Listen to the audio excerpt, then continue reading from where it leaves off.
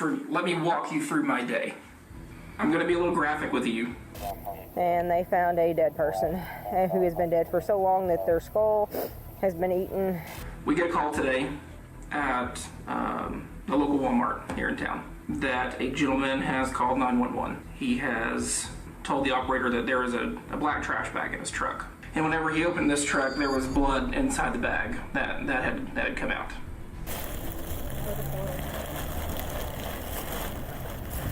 There was blood in the bag? Yes, sir. There is... How bad was she? There is... How bad was she? There is a body part Oh, God, man. in this bag. You don't think he killed her, do you? You guys have got to get out of there. Do not be home on Halloween. I'm serious. John, you got to renounce Emmanuel as the Savior. Go back to Jesus. I'm not shitting you. The aliens are coming. On October 29, 2020, law enforcement in Hot Springs, Arkansas received a concerning call from a man named Adam Webb. He claimed that when he returned to the parking lot after grocery shopping at Walmart, he spotted a suspicious trash bag in the back of his pickup truck. What was inside would be just the beginning of a massive investigation spanning over several counties. The Hot Springs Sheriff's Department arrived to investigate, and it became clear pretty quickly that they needed backup. Where was it? It's in the tinfoil.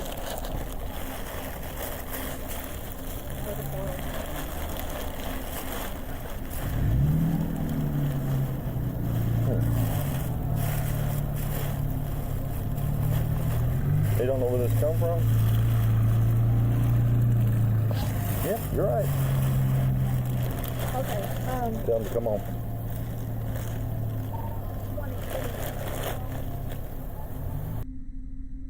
It's a head. Maybe a woman's head. All right, let's make sure. Let's go ahead and let's get her parked over there. Let's go ahead and walk this off. Okay, he needs Who out. looked in? Huh? Who looked in? Both of us. She just So, got it. is it a real head or? Oh yeah, no, it's real. Make sure It's it's a woman. Halloween. Looks We're like a not. woman. No, it looks like a woman's head.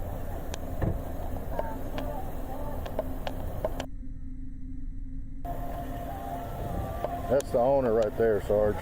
That's the owner of the truck right there. So just put it back in his car. That's what we're trying. This is Walmart. He's trying to get the film here, but that's the owner.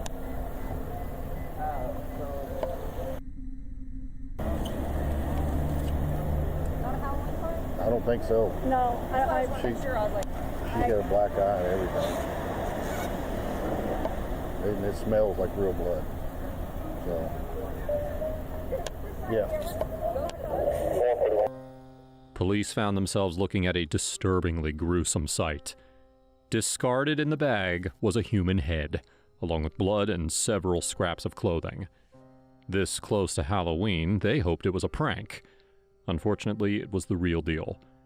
As they set out to secure the scene, they realized that this crime may be even more far-reaching than they imagined. Yeah, we'll get this.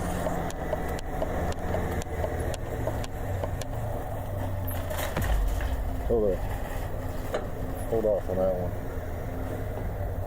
See what I see? Right there, yeah.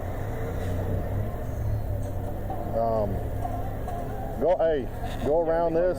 Also, go back around and come it this way. Okay. Look what's in that cart. Hey, Sarge. They're saying it didn't happen here, but does that not look like could be something on that?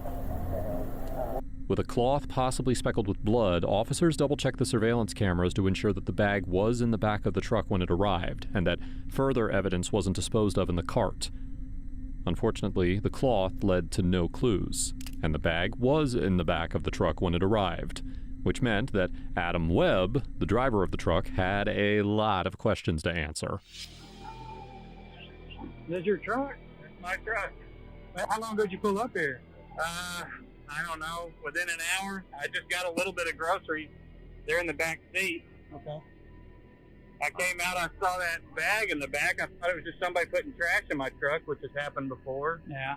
So I opened that outside bag, Thank you for jumping. and I saw there was another bag inside of it with what looked like some clothes and some blood on it. And so that's when I walked away and called 911. Okay. Let's get you out of the rain. Just have to shoot my car real quick. You're not in trouble. You're not in trouble. So I figured just get you out of the rain. I don't want people thinking that you're in trouble. You just put some bricks in there and saw the bag? Yeah, I saw the bag. I said, oh, somebody's throwing trash back here or something. So I opened the first one to see if it was garbage, and then I saw some red and what looked like some socks or something. Okay. Yeah, so you want to have a seat? Let me go deal with them real quick. Actually, I'm going to get this out of your way. Thank you. You're not in trouble, like I said. All right. If you need anything, just holler at me, okay? Now, it may seem unlikely that a perpetrator of a crime would call 911 themselves, but it happens a surprising amount. To ensure that Webb isn't guilty, and in hopes of getting to the bottom of when the bag could have gotten in his truck, they hurry him down to the local station for questioning. When Webb arrives at the station, law enforcement leaves him almost completely alone for 40 minutes. This could be because they had their own investigative avenues to explore, but it is also a tactic used by law enforcement to put potential suspects on edge and increase their anxiety so that they're more likely to slip up during interrogations. We're trying to just piece together what's going on. I do not believe that you have any part in this. You're not under arrest. You're free to get up and leave anytime you want to. Okay, I want you to understand that. We just want you to help us so that we can try to piece together what happened. Okay. So where all have you been today? Today? Yes, sir. Just to Walmart. Okay, so you left from your house and went to Walmart, and then tell me what happened when you got to Walmart. I got there around noon or so. Had a short grocery list, just a couple of things, milk, flour, eggs. Wife's doing some baking. Came back out to the truck. I noticed something in the back and looked a little weird, so opened it up. I saw what looked like blood, and I backed away and called 911. Okay. You didn't see what was in the bag? No. Okay. Well, I saw there was another bag, and it looked like there was some red liquid all over it and maybe some socks or something. Okay. And that was all I saw. Have you noticed anything unusual last night and heard any noises? Anybody strange in the neighborhood, vehicles, anything like that? No. I have seen a guy walking down the street, older gentleman with a backpack a couple of times, and I don't know where he's going to, but okay. I see him walking up and down Malvern, and then I walk down our street, so I don't know if he just walks everywhere or what, but I don't know him. Would there be anywhere on your street that maybe somebody has a homeless camp? Like, is there any woods or anything right around their house or anything like that? Not that I can think of. Okay. You know, we walk our dog up and down the street all the time, and there's only one vacant lot, which is kind of at the end of Spencer on the right. But like I said, the house next door to me hadn't had anybody living in it in years, but there have been contractors in there for months now. Do you want to mention the house, or do you? Yeah, go ahead. If needed, I don't even know that we need to yet. But would you, the consent form that we walked through earlier about your vehicle, would you also do that for your house as well? Yeah. Just to kind of cross our, T's, dot our I's types. And I don't even know that we need to do that yet, but just in case we do. Yeah. Would you be okay with that? I'd be fine. Okay. Because somebody might have left something somewhere else that would help us, Sure. if we're looking for whatever. That would help. It is worth noting that police often will tell people that they aren't suspects and aren't in trouble, even if they are. This is used to put people at ease and make them more comfortable talking. In this case, however, law enforcement has good reason to believe that Webb has nothing to do with the crime. Because during the interrogation, they ID'd the head as belonging to 63-year-old Connie Joan Goodwin. Connie was living in Deerfield, Missouri, about 300 miles away from Hot Springs. Connie was a dedicated mother and teacher who taught in Minnesota, Kansas, and Missouri for a number of years. She loved quilting, sewing, and gardening. But most of all, she loved her 6 children, who she raised with dedication and love. On October 28th, after she hadn't shown up for her job as a health insurance adjuster, her coworker hurried to her house to ensure that she was okay. When she arrived at the house, it was locked, so she called the police for help. With their assistance, she entered the house and discovered Connie's deceased body in the bathtub. The police lied to Connie's family that it looked as though Connie had slipped and fallen, but the reality was much, much worse. John, Connie's husband of 45 years, was in utter turmoil, not just because he had received news that his wife had mysteriously passed away, but because the very same day, his son, Aaron, vanished without a trace. John feared the worst when he disappeared and quickly filed a missing persons report. But when police tried to contact John to question him, their calls went unanswered. Eventually, their patience was running thin.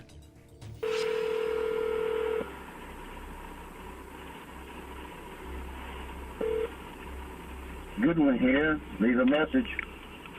This is Officer Chris Chapin with the Hot Springs Police Department. I'm trying to give you a call in reference to your son being missing. I will give you approximately 5 to 7 minutes after this call is ended, and I will call back on a block number. Please answer. Again, this is Officer Chris Chapin with the Hot Springs Police Department. Thank you. Finally, John reported to the station. By the way, if you're finding the video interesting, make sure to like and hit that subscribe button. It really supports the channel. Now, let's dive right back in.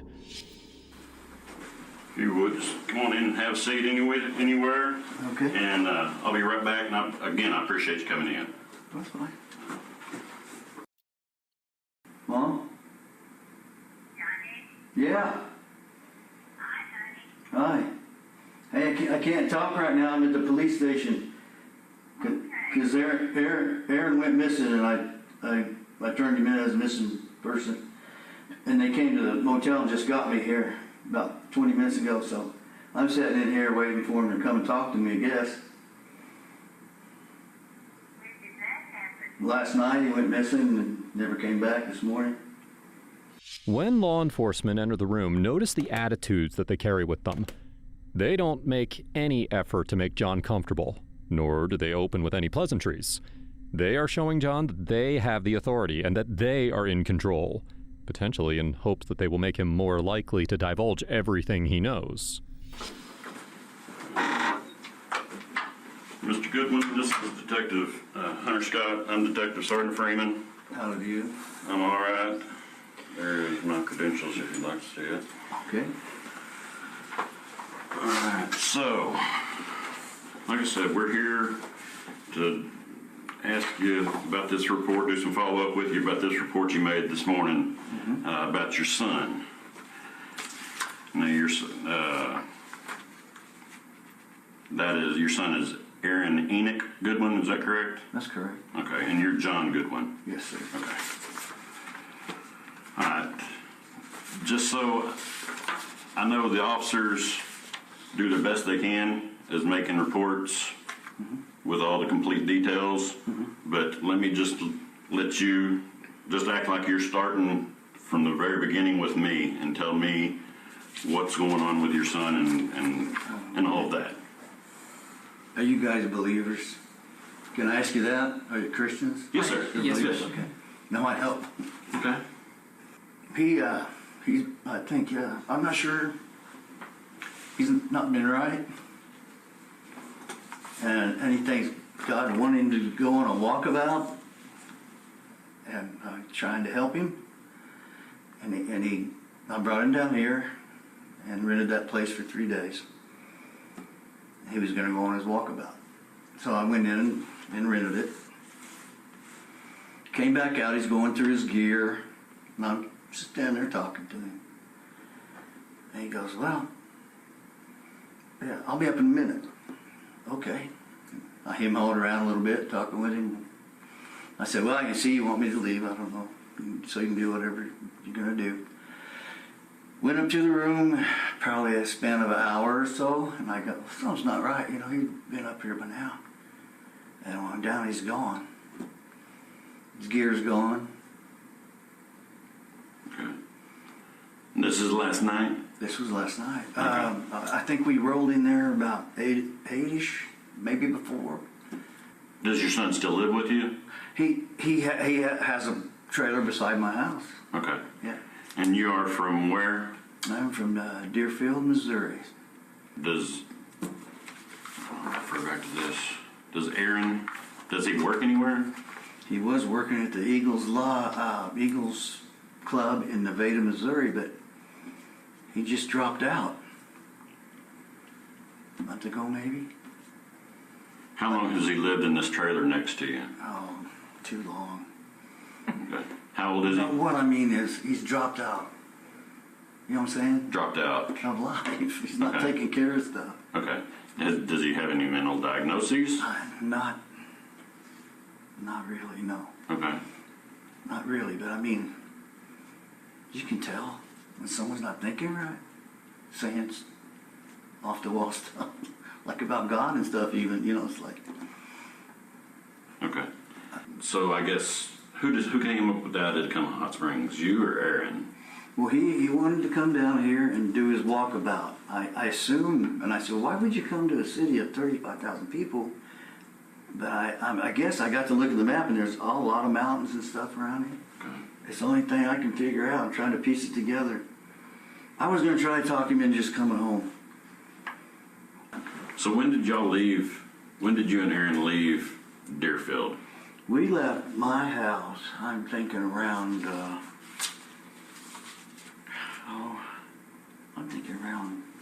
almost 12:40, maybe something like that. I'm just guessing on these. Yesterday? Yeah. Yes, it is. Aaron sounds like hallmark traits of psychosis. In addition, people who have suffered traumatic brain injuries, as John is suggesting Aaron did, are more likely to develop psychosis. The question on law enforcement's mind, however, is how honest John is being, especially after what he says next. What about Mom? I found out she's dead this morning. You found out that... They found her dead this morning. Who did? A co-worker. She didn't come into work, and they found her dead in a tub. And that's your wife? That's my wife. Are y'all still married? Oh, yeah. What's her name? Her name was Connie. So, I've been trying to piece this day together, obviously. I don't know. I'm waiting. I was so messed up. I called my brother to come and drive me home. My brother and sister-in-law, and they're on their way. I didn't think I could drive when I found out. I couldn't have. I did okay now. Okay, so you're saying that someone found your wife's coworker found her. That's correct. Dead in the tub. Yeah, she did. She didn't clock in, and they got worried. And when did you receive this information? This morning, after I'd called here a little while, maybe hour or so later. So after you reported your son missing, you found out that your wife was deceased? Yeah. Understandably suspicious of John after the horrifying coincidences lining up, they probe him about whose idea it was to come here. This is likely in an attempt to see if there was some premeditation behind what happened to his wife. Right, so when y'all left, you and Aaron left your house yesterday between 12 and 1. Yeah. Did y'all come straight to Hot Springs? Correct, yeah. We came down 49 to 71 to here. 71 is like a snake. Yes, it is. Yes, it is. That's why it took. I mean, Google says 6 hours, but I think it took me 7. Maybe more. Well, yeah, it was foggy and stuff. Curvy as that road is, and the weather. And I'm unfamiliar with the. Right. Okay. See. I drive on the prairie all the time. So Aaron hadn't had a job for some time. At least he hasn't been in there for a month, I'd say. Okay. And what did he do at the Eagles Club? Well, he was a tender and server. Okay. Bartender and server. And so, you say Aaron came up with the idea of coming to Hot Springs. Mm-hmm. Okay. And see, when y'all came into Hot Springs, y'all went straight to the Doubletree? Mm-hmm. Except I got lost once. Okay. That's easy to do, too. I wound up somewhere and got back on 270 or whatever. We got so many highways that are named 270. Other than that, yeah, I found finding that out. Other than that, we went straight there the best I could. 270, 270B, and yeah, okay. Mm-hmm. All right. So y'all went straight to the hotel, checked in somewhere around 8 o'clock last night. I'd say so, yeah. So when y'all checked in, who checked in? You or? I did. Okay. And then when I came out to give him his key card, that's the story I told you. He was milling around in his gear and getting stuff ready. And he didn't act like he wanted to be there. And I could tell that. I could take a hint, I guess. I said, well, I'll go settle in. But like I said, after an hour went by, I said, something is not right. He should have been up here. He didn't have that much gear. Backpack. I don't know what else. I didn't look. So after about an hour, being in the room for about an hour, you said something's not right because he hadn't come up to the room, so you went out to check on him? Yeah, I got that funny feeling, you know how you do? Like he should be here. Right. But surely by now. Okay. Yeah, then gone. And so when you went down to check, he wasn't there? He wasn't there. Okay. And so I walked around, but there's not many places to walk to. Right. The lake right there, you know. Mm-hmm. I didn't walk around that far because I didn't know where to go, of course. But it's just weird. Okay.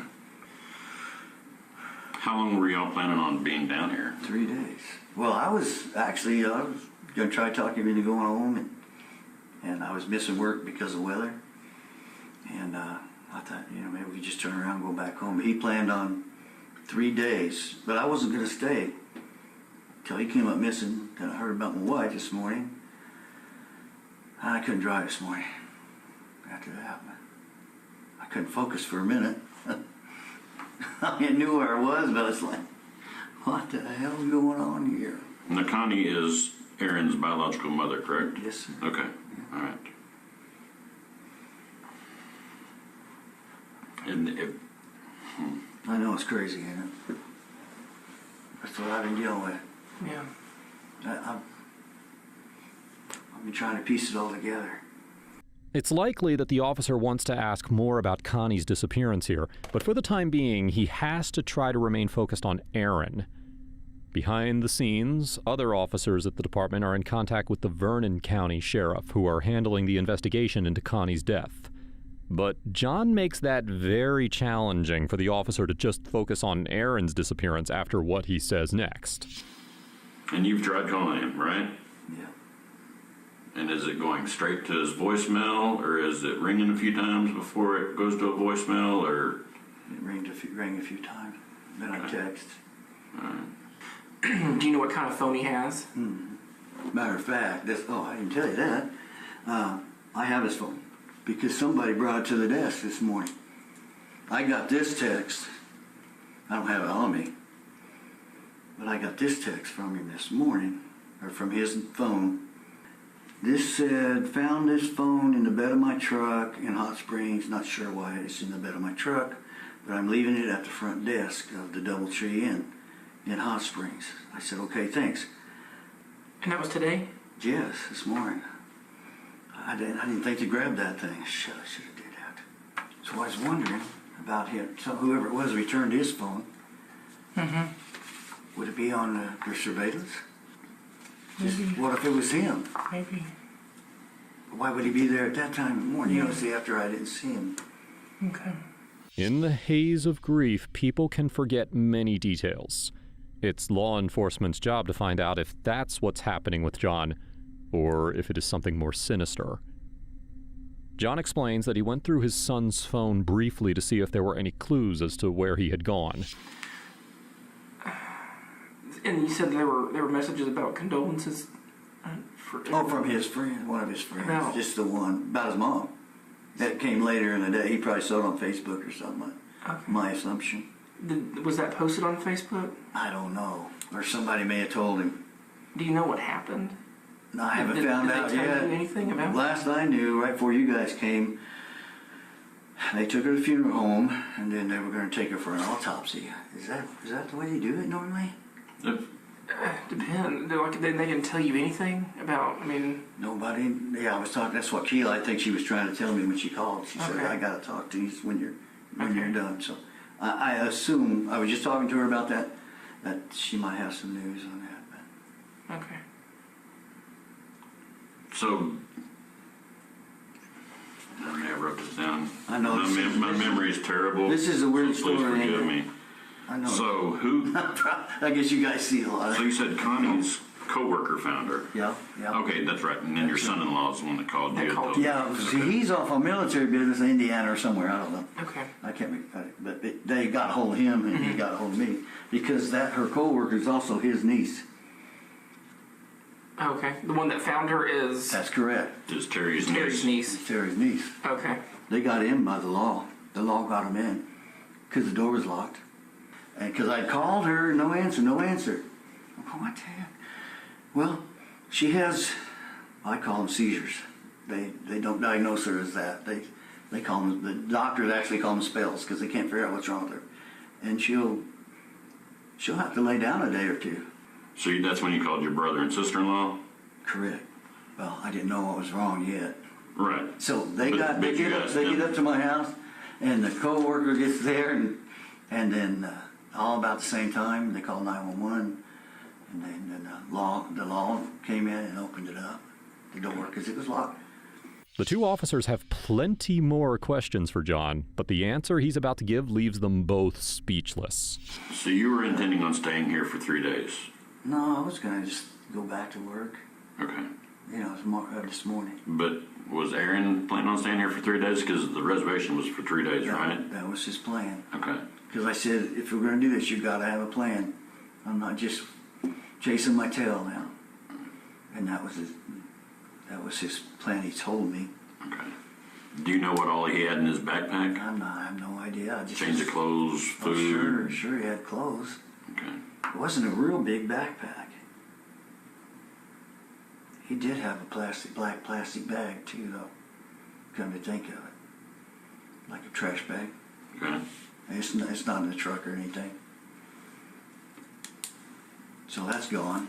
So he might have had stuff in there. Well, I'm sure he did. He threw it in the back when we left. It was raining. I just assumed he's keeping it dry. So that's true. He could have that black backpack was black, and then that black trash can. I mean, he could have dumped it. I don't know. By the time of this interview, every officer in Hot Springs is aware of the black trash bag that John is referring to and what's inside it. However, they still have no idea how it got into Aaron Webb's truck. The way John talks about the bag so nonchalantly indicates that he truly may not know what's inside it. Because if he did, it'd be very, very hard to stay as calm as he is. But he can't stay calm for long. So everyone left, and I was leaving. Here's where it gets weird. As I was leaving, I said, "Are you ready?" I said goodbye to Connie, kiss, and all that. I locked the door behind me. He said, "I need you to go to Walmart, which is in Fort Scott. Here's Fort Scott. Here's my house." I said, I need you to get a pair of black gloves, dress gloves. Leather, if you can. Well, you don't have no such thing. Black dress leather gloves? Yeah. Okay, so I said, why don't we get them on the way? Why backtrack? He said, would you do it for me? He said, I got to have prayer. I need a little time. Okay. I went there. That was about maybe 15-minute drive. He didn't go with you? No, he stayed there. Okay. He stayed there. That was the whole deal. He said he wanted to have prayer for a while. Would I go get these gloves? I said, well, just wait. No, I really need you to do this. So I went to look for them. I didn't find any, but I did buy a couple items from Walmart. And I noticed on my receipt I checked out at 12, I think it was 12:32, because I was trying to put all these times together. Okay. I was, today, when I finally got myself together, I got to thinking about, this is weird. Okay? So I come home, and here's my driveway, here's the road, and there he is at the end of the driveway. Well, I thought that was weird. I stopped, and he threw the plastic bag in there. He already had his backpack in there, I think, and hopped in, and I said, already said bye to Mom. I guess I'm ready. I just wanted to get down here before dark because I can't see very well, driving in the dark and the rain together. And I didn't know if it was raining or not. That's it. Then we left. Did you tell him that you couldn't find the gloves, or? Right. I said we'd have to go to JCPenney's or something like that. That's what the lady at the store suggested. Because I said, is there a men's clothing store around? No, no fortune. Didn't say what he wanted black dress leather gloves for? He'd been just all black lately. Black clothes, for the most part. No, he didn't say why. I wondered that too. So what do you got? I don't know what you're doing. And he's at his trailer when he asked you to do this? Okay, here's the trailer sets here, my driveway's here. He was right just at the end of the driveway. I just drove, and the road is here, so I just stopped. I found that strange. But not really, I guess, because he was wanting to get going, Right. But when he asked you to go get the gloves, where was he at? He was right here. Here's my door. Here's his trailer. He was right about here, because the truck was pulled in here. Okay. And I'm ready to go. Right. Because it's going to get dark, I said, okay, whatever. It's just going to take more time. So I noticed, I was wondering what time we actually left. So if I clocked out there, on my receipt, I bought some heat, something else, I don't know, a couple items. It was 12:32. So if it took me 15 minutes to get home, see, it's nearly 1 time we left, 1:45 or something. Okay. It's about a 12-15 minute drive to that store from my house. Okay. The route I took. Okay. And I didn't go back in the house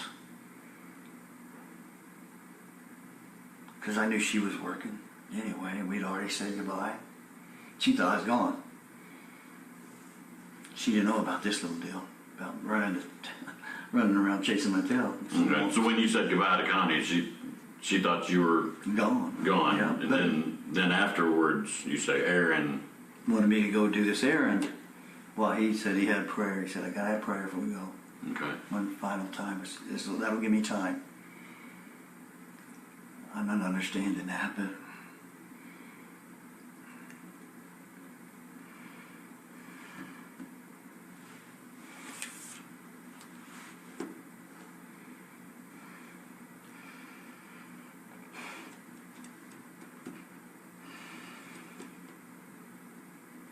you don't think he killed her, do you?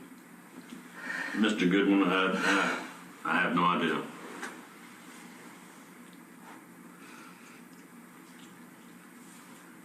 That's what after I got to thinking, I went, oh my God. I don't either. But that's why I did a kind of went back in my mind as best I could and looked at texts and phone calls and those receipts to try to put a time on it.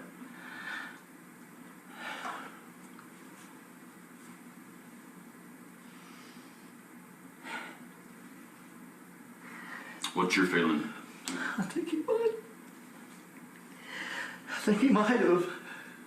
Okay. I don't know.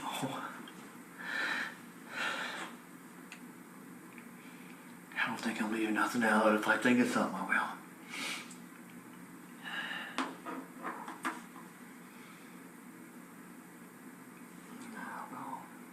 It's just been acting so crazy. I don't want to believe that. I don't believe any of this. For the very first time, John is openly considering the possibility that his son could have been behind Connie's death.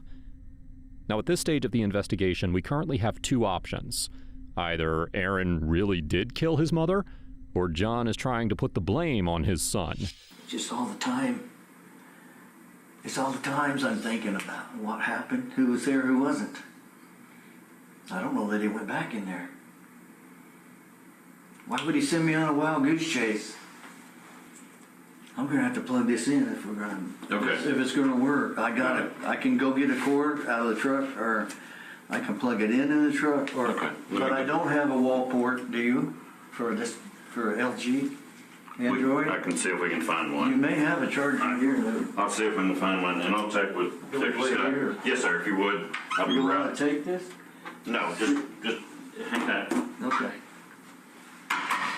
Officers leave the room to review footage from the hotel in order to solidify John's timeline.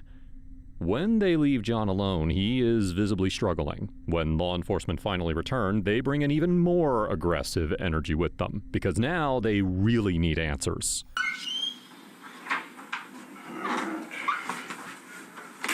Ooh. Those doors. I can never tell if they're going to close softer. Johnny, we watched some video footage from out at the DoubleTree. Okay? And it's not really, and I'll just be frank with you, it's not jiving with what you're saying the chain of events was that happened the last night and early this morning. Okay. So I'm going to ask you again, if there's something that you're holding back, that you're not wanting to tell us, we need you to tell us. Okay? Okay. I'm not accusing you of anything. Right. I'm trying to find out what happened with Aaron, where Aaron is. Okay? But like I said, the video that we watched from out at the DoubleTree is showing us something that contradict what you told us in here just a little bit ago. Okay. Okay? So think back, if you would. Sure. And tell us again what happened. We pulled in there. I went in, registered. I started to go upstairs. And I didn't know how to work the elevator with the key. And then I remembered I didn't give him his key. Okay. So I came back out, gave him his key, like I said, everything else. He was going through gear. I stood there and talked a minute. And like I said, he kind of hinted around that he, be up later. Okay. So I went on up, I settled in, was there a while, an hour or so. And when I came back down, he was gone. That's what I remember. Where was Aaron at? I need you to describe for me, as the best that you can, where was Aaron at, what was he doing the last time you saw him? He was at the bed of the truck, going through that bag. Going through what bag? I think that plastic bag. Okay. He was going through it? Seemed to me like he was looking for things, going through it. Okay. I just thought he was rearranging gear. Okay. And so he's still rearranging gear in the bag when I went on up. When you walked off and went up to the room. That's correct.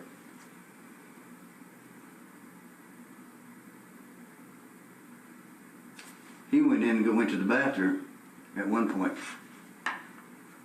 He went in and went to the bathroom. When was this during the... I think I stayed out there when he went in the bathroom and came back out.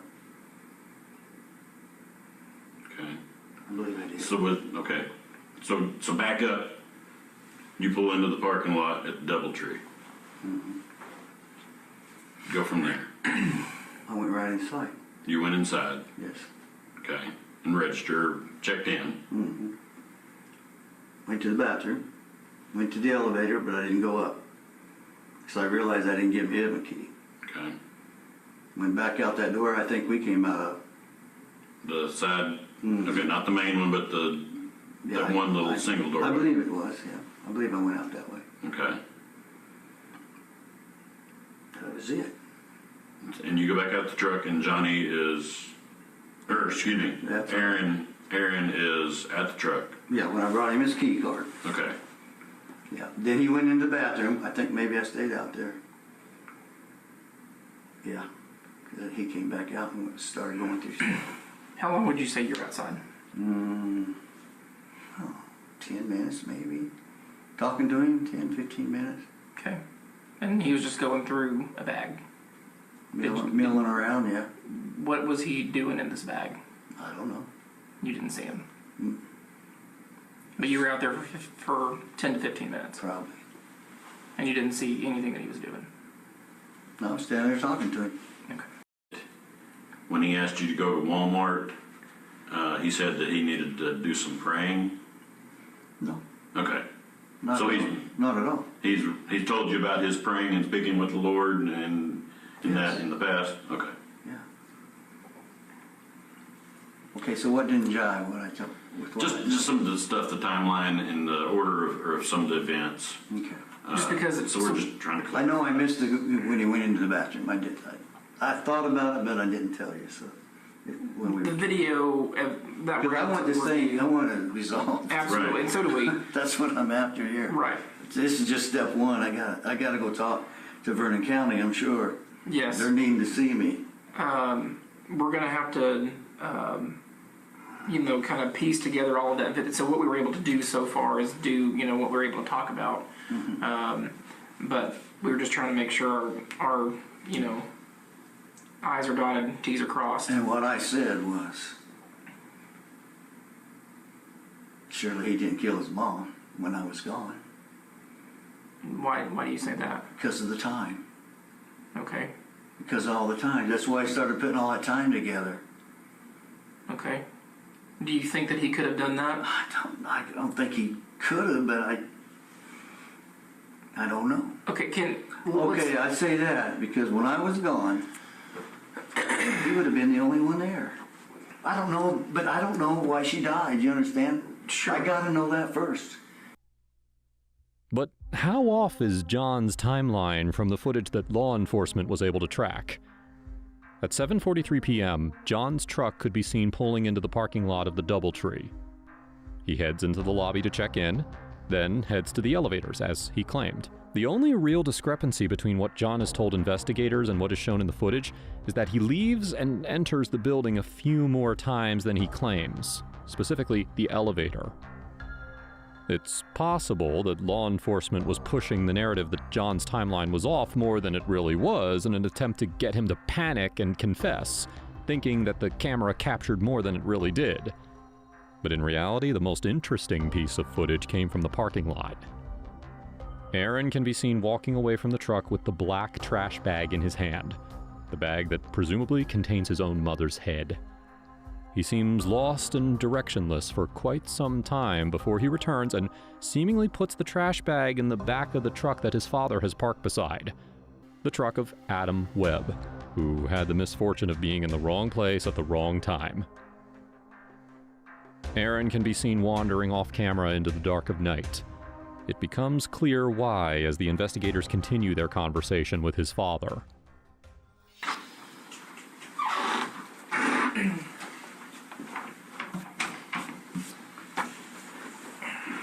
Alright. Some of my other co-workers have been in contact with Vernon County, Missouri, and I don't know how else other states to say this other than just come out and right out and say it. They are investigating Connie's death as a homicide investigation. They haven't given us a whole lot of details, but with being told that, and also that it is believed that Aaron may have had something to do with it.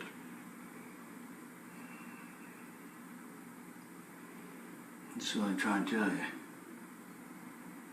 So if there's anything else that you know, you need to tell us. That's it. In any conversation down here with that information, knowing that, any conversation on your way down here. There was a note. There was a I note. forgot about that. It's in my cup holder.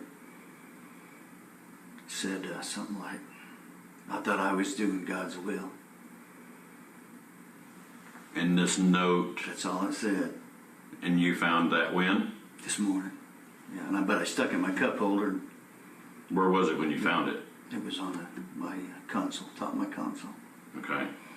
And it says... And it was on top of the room key, and I just stuck it in my cup holder, but then I got to thinking about that. And it said what again? I believed I was doing God's will, but I didn't know what that meant, so it didn't make sense to me. That's the whole content of the note? That's it.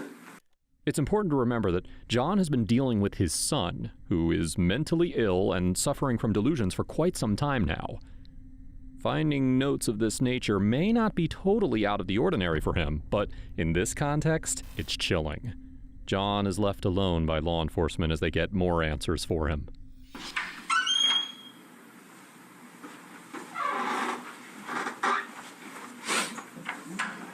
Every time we leave, we get more information, so...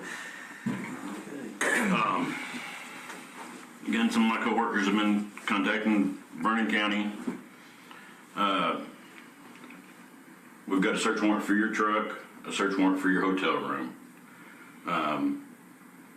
We have the trash bag that was in your truck that you said Aaron was doing something with last time you saw him. And there is evidence in that bag that relates to the death of your wife.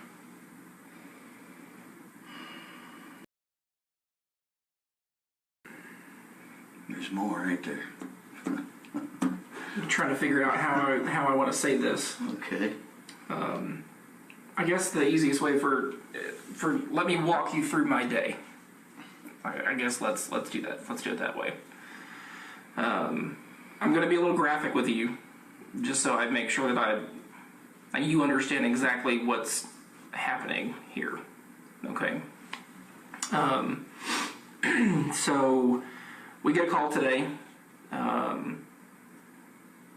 at the local Walmart here in town. Okay. That a gentleman has called 911, and he has told the operator that there is a black trash bag in his truck, in the bell of his truck.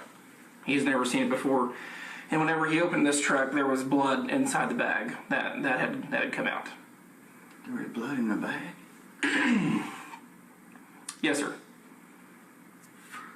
Lots of blood? I mean, from what? I mean... Also... I'd like to know that. Yeah. There is... How bad was she? There is... How bad was she?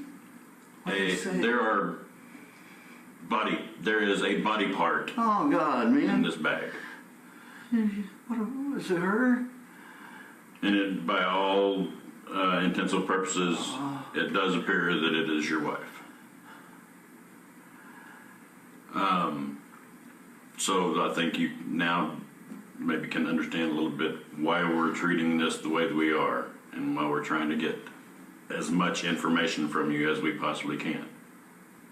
How come you think it's her? Tell me, just tell me. You want me to be blunt with you? Yeah.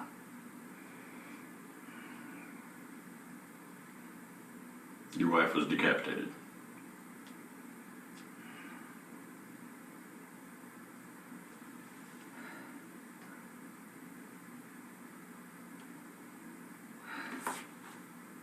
What the hell?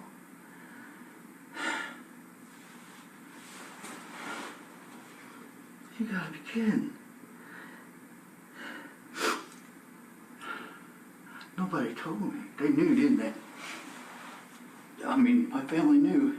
I don't know what they have been told. If law enforcement went out with them, they probably didn't let them see her. But Becca went in there, I heard.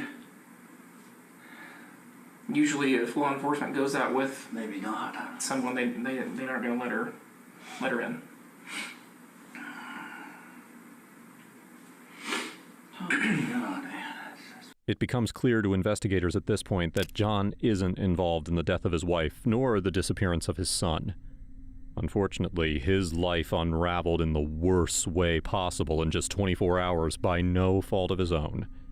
And perhaps one of the worst parts is that his son is still out there, missing after what he's done.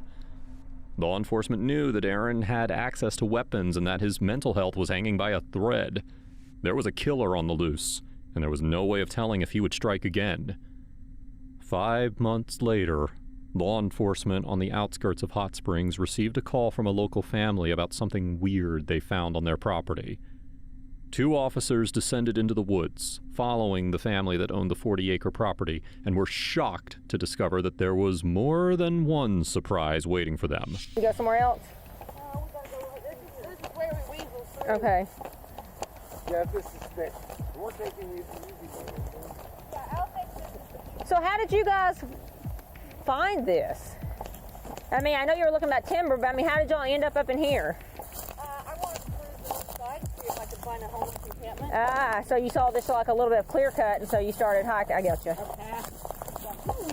Yeah, really, I don't know that this is in your way, but okay. Have I ever told you guys? No, I haven't. But I love the outdoors, but the outdoors doesn't love me. I end up with chiggers, rashes, ticks every time I go outside of anything. Right. That's gonna be. Yeah. I guarantee you. Let me see your gloves. The rest of the body's there. Yeah, see how it's sticking out on that Feet. Oh. It's the jacket. Oh yeah. You see the insect activity? Oh yeah. In the area of 833 Central. Watch out! What? Right here. Male has jeans and jean jacket. Appears to be extremely intoxicated. All right. Walking back and forth in the crosswalk. Yeah, they could have just died right here. Yeah, that's what it looks like. Here. An animal just got into him. Mm-hmm. Yeah. Police soon identified the body in the woods as that of Aaron Goodwin. To this day, there are no clear answers about why he killed his mother. However, it appears that Aaron was in a psychotic episode and believed that he was doing the right thing by killing his mother. Needless to say, that's far from the truth, and truly only speaks to how deeply he and everyone around him was affected by mental illness. A few days prior to the death of his mother, Aaron called his father and left this voicemail. You guys have got to get out of there. Do not be home on Halloween. I'm serious. John, you got to renounce Emmanuel as the Savior. Go back to Jesus. I'm not shitting you. The Aryans are coming. It is worth noting that people experiencing psychosis are much more likely to be victims of crime rather than perpetrators. The lack of mental health care and resources makes it hard for families like the Goodwins to get help for their children and loved ones when it's needed. Now, if you think this case was horrific, you need to check out my video on the evil husband who dissolved his wife in acid.